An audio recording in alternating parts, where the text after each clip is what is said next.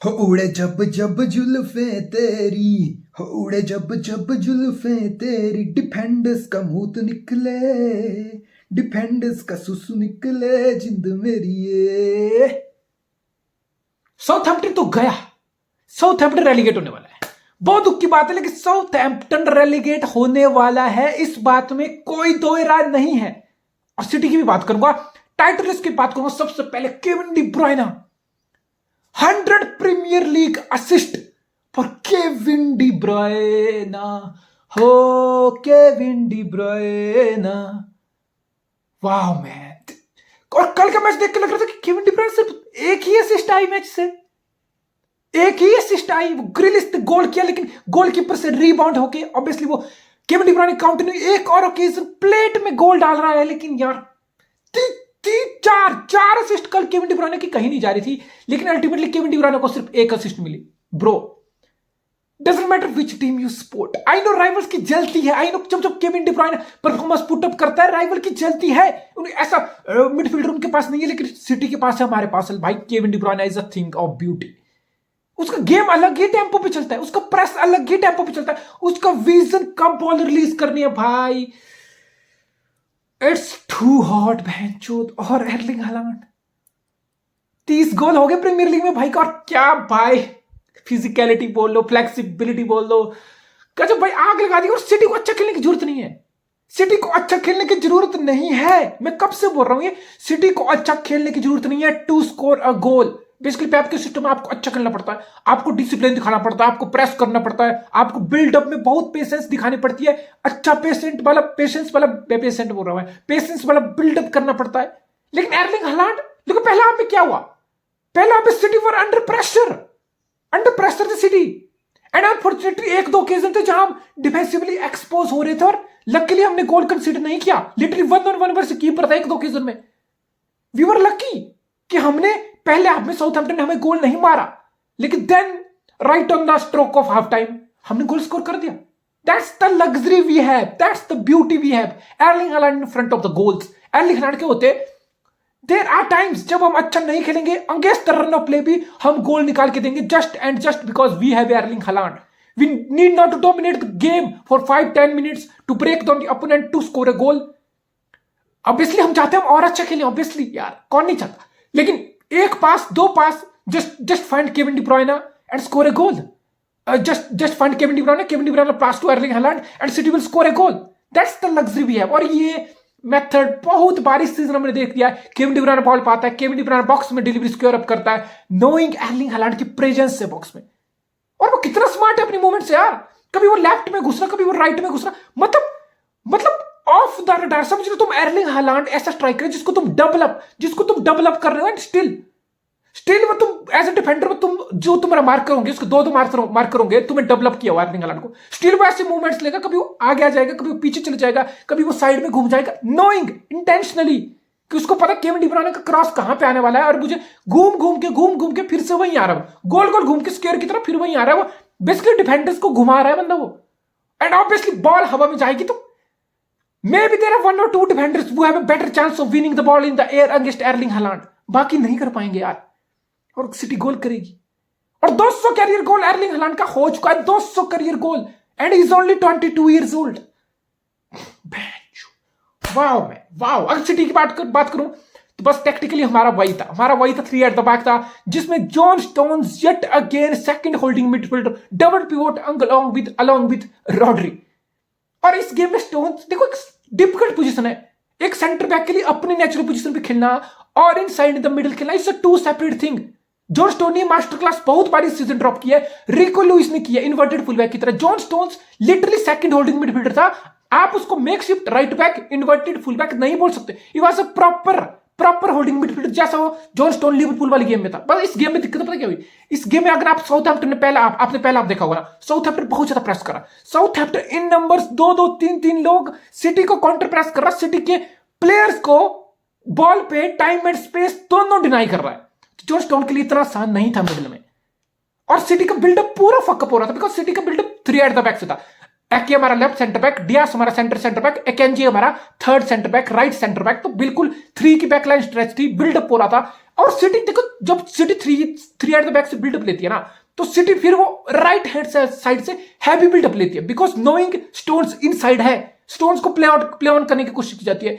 Knowing Rodri middle में, Rodri को play on करने की कोशिश की जाती है। नोइंग महारेज राइट में है, ये केविन डी ब्रुयने फिर बहुत बार ड्रिफ्ट हो जाता है अगर बाकी प्लेयर को दिक्कत हो रही हो। यानी कि सिटी राइट से अपना बिल्डअप बहुत बार लेती है, playing this kind of formation. लेकिन साउथहैम्पटन ने ये चीज बहुत स्मार्टली मैनेज की। साउथहैम्पटन ने अपना सारा प्लेयर का फोकस, सारा हिंड्रेंस राइट साइड पे कर दिया और सिटी को दिक्कत दी। जैसे ही एकेंजी को देखा तुमने पूरे मैच में, एकेंजी ने भाई राइट से, उसका काम है बिल्डअप लेना, प्रोग्रेसिव पास देना, मिडिल में स्टोन्स को ढूंढना, राइट में महारेज को ढूंढना। एकेंजी को फोर्स किया जा रहा था कि जो पूरे मैच में राइट से बिल्डअप नहीं हो रहा था। एकेंजी को फोर्स करके बैक पास करना पड़ रहा था, एडरसन को पास जाना पड़ रहा था, उसको साइड पास करके रूबेन डियास के पास जाना पड़ रहा है। यानी कि साउथहैम्पटन ने ये चीज समझ ली थी। I guess it was pre match tactics कि सिटी का बिल्डअप 3 एट द बैक से बिल्कुल सारा राइट से होगा। राइट में सिटी के प्लेयर को काउंटर प्रेस करो, स्टोन्स को काउंटर प्रेस करो, 2-3 आओ, महारेज को टक इन करो, उसको बिल्कुल काउंटर प्रेस करो, उसको बॉल पे नहीं आने दो, उसको बॉल पे टाइम मत देने दो, उसको टर्न मत लेने दो, सिटी का वहां से मूव ही स्टार्ट मत होने दो।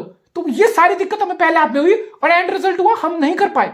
इस केस में बेसिकली होना क्या चाहिए, राइट पे इतनी सारी हिंड्रेंस है, राइट पे इतने सारे इन नंबर साउथहैम्पटन प्रेस कर रहा है, तो हमें बेसिकली यहां से स्विच ऑफ प्ले करना चाहिए। हमें साइड पास करके डियास को ढूंढ के, डियास को फिर एके को प्ले ऑन करना चाहिए लेफ्ट पे, एके फिर ग्रिलिश को ढूंढे, गुंडोगान को ढूंढे, गुंडोगान फिर हालैंड को प्ले इन करे, या फिर ग्रिलिश को राइट पे प्ले करे, या फिर स्विच करके राइट को फिर महारेज को प्ले इन करे। लेकिन हम स्विच ऑफ तो प्ले नहीं कर पाए to break down the counter press of Southampton. हम नहीं ब्रेक कर पाए और हम बहुत गंदा, भाई पहला हाफ बहुत गंदा था। It was disgusting, it was so unlike City. मैं इसलिए बोल रहा हूं it was so unlike City first half. लेकिन still we end up taking the lead toward the end of half because we have the individual brilliance, that's simply the individual brilliance. Kevin De Bruyne to Erling Haaland, boom, goal. तो ऐसी individual brilliance आपको चाहिए होती, x factor समझो। तो x factor का मतलब होता है कि आप गेम में पीछे हो बहुत बार, आप गेम अच्छी नहीं चल रही है आपकी, आपको अपोनेंट अपनी गेम नहीं खेलने दे रहा, लेकिन आपके पास एक्स फैक्टर प्लेयर है जो गेंद पे आएंगे, जो लिटरली अपने इंडिविजुअल ब्रिलियंस से डिफरेंस क्रिएट कर देंगे। अल्टीमेटली इस गेम में वही हुआ, इंडिविजुअल। लिवरपूल का मैच देखो, लिवरपूल के मैच में जॉन स्टोन इनसाइड था, बॉल रिसीव कर रहा था, लिवरपूल का प्रेस हम बीट हो रहे थे, मिडफील्ड में स्पेसेस मिल रहे थे, Gundogan, Kevin De ब्रुयने half spaces में आ रहे थे, लेफ्ट पे फिर ग्रिलिश को वाइड रख के प्ले ऑन किया जा रहा था, महारेज कट इनसाइड कर रहा था, प्ले ऑन कर रहा था, अल्वारेज ड्रॉप इन कर रहा था, लिंक कर रहा था। समझो तुम, that was one heck of a team performance. और इस मैच में it is one heck of individual performance. Kevin De Bruyne, Grealish, Haaland, it's a fucking individual performance. Because as a team हमारा system इस game में अच्छे से नहीं चल रहा था, it was fucked up. Southampton का पूरा प्रेस, सारी टैक्टिक्स पहले हाफ तक बिल्कुल प्रॉपर काम कर रही थी। Second half yes we were better, we were way better than what we were in the first half. और सबसे बड़ी बात, दुख पता क्या हो रहा है मुझे दुख इसलिए हो रहा है कि इस टीम में मुझे एमरिक लैपोर्ट की जगह नहीं दिख रही यार। अब स्पेशली जब हम 3 एट द बैक खेल रहे हैं, जब हम इन्वर्टेड फुल बैक या second holding midfielder, double pivot stones को डाल रहे हैं, कभी रिको लुइस को डाल रहे हैं, इस टीम में बेसिकली लैपोर्ट की जगह नहीं बन रही। Because left footed centre back Laporte खेलेगा कहां? एक ही जगह लैपोर्ट खेल सकता है, बिकॉज एक के लेफ्ट बैक वाली पोजीशन है, एक ही जगह लैपोर्ट खेल सकता है, that's a central midfielder at 3 at the back line में। फिर इसका मतलब है आपको सिंपली रूबेन डियास की जगह लैपोर्ट खेल सकता है। लैपोर्ट लेफ्ट फुटेड है, वो राइट फुटेड सेंटर बैक जैसे एकेंजी खेलता है, स्टोन्स खेलता है, वहां नहीं खेल सकता। सिर्फ एक ही जगह लैपोर्ट के लिए इस फॉर्मेशन में, सैडली अनफॉर्चुनेटली, वो है डियास की जगह। डियास को हटा दो, सेंटर बैक डाल दो उसको, फिर राइट में एकेंजी रख लो, चाहे स्टोन्स रख लो, लेफ्ट में फिर एके तो रहेगा ही, बस एक ही जगह। इसलिए लैपोर्ट आप देख रहे हो और दुख होता है, इस वर्ल्ड क्लास डिफेंडर लैपोर्ट की जगह नहीं बन रही इस टीम में। अब फिर आप बोलोगे कि लैपोर्ट को सेंटर बैक बना दो, राइट में फिर एकेंजी को हटा दो और डियास को डाल दो, because Dias right footed ultimately, फिर स्टोन्स इनसाइड खेलेगा और Dias right footed centre back, Akanji की तरह डियास खेलेगा, सेंटर पे लैपोर्ट खेलेगा, लैपोर्ट डियास साथ में खेल लेंगे। लेकिन दिक्कत पता क्या है? दिक्कत यह है कि Pep Guardiola right centre back की पोजीशन पे या तो स्टोन्स को खिला रहा है, या तो काइल वॉकर को रेयरली खिला रहा है, या फिर एकेंजी को खिला रहा है, डियास को नहीं खिला रहा, बिकॉज डियास भी राइट फुटेड है, he can play that position. At the same time Laporte centrally खेलेगा, एके लेफ्ट पे खेलेगा, और एकेंजी भाई एक्सपोज हो रहा है। Let me tell you, Akanji expose हो रहा है, बहुत गंदे से एक्सपोज हो रहा है। 1v1 में एकेंजी पे टेक ऑन हो रही है और एकेंजी बॉल नहीं ले पा रहा, नहीं कर पा रहा। 1v1 में एकेंजी की डिफेंडिंग नहीं हो पा रही। सो मे बी, आई नो अभी 2 दिन में अब चैंपियन लीग का बड़ा मैच है बायर्न म्यूनिख के साथ, knockout quarter final. I don't know कि पेप एक्सपेरिमेंट करेगा, बट पेप गार्डियोला अगर चैंपियंस लीग के फाइनल में एक्सपेरिमेंट कर सकता है तो क्वार्टर फाइनल कौन सी चीज है? आई होप एमरिक लैपोर्ट की इस जगह इस टीम में बने। और मैं भी पेप गार्डियोला नहीं चाहता हूं कि डियास सेंट्रली से हट के उसको साइड में डाला जाए, बिकॉज सेंट्रली बहुत बार होता है, बहुत बार ब्लॉक्स करता है, इंटरसेप्शन बहुत क्रंच होती है, बहुत क्रूशियल होती है, जो इंटरसेप्शन और टैकल्स डियास ही कर पाता है, कोई और नहीं कर पाता है। So maybe that's the reason, but it's very sad यार, इस टीम में लैपोर्ट की जगह नहीं बन रही। फिर आप बोलोगे ठीक है यार, स्टोन्स को राइट बैक ही खिला दो, इन्वर्टेड फुल बैक में बर्नार्डो सिल्वा को डाल दो, जैसे एक बार वो makeshift left back Bernardo Silva को डाला था। लेकिन देखो पेप को चाहिए without ball 4 eight the back की शेप, जो कि स्टोन्स आपको देता है, जो कि काइल वॉकर फिर इनसाइड खेलता है तो रिको लुइस भी खेलता है, तो without ball 4 eight the back की शेप में सिटी का डिफेंस आ जाता है। वो बर्नार्डो सिल्वा को खेल के नहीं आता। बर्नार्डो सिल्वा आ भी जाएगा तो 1 वर्सेस 1 हो या बाकी और टेक ऑन्स हो, वो अच्छे से डिफेंडिंग नहीं कर पाएगा।